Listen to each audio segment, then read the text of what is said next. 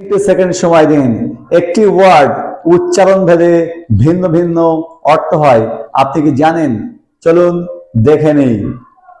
বিওডব্লিউ, বিওডব্লিউ দুটি উচ্চারণ কি একই? বিওডব্লিউ বো, বো, বো উচ্চারণ হলে তখন এটি নাউন হবে, তার অর্থ হবে ধনুক। তাহলে বো, বো উচ্চারণ হলে অর্থ হবে ধনুক। একটা এক্সাম্পল দিয়ে আমরা বুঝতে পারি, হি ইউজড এ বো টু শুট অ্যান অ্যারো।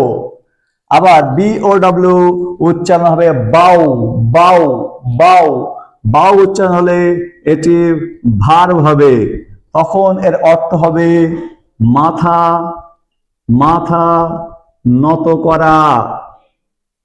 আমরা এক্সাম্পল হিসেবে বলতে পারি, প্লিজ বাউ বিফোর দ্য কিং, বাউ বিফোর দ্য কিং।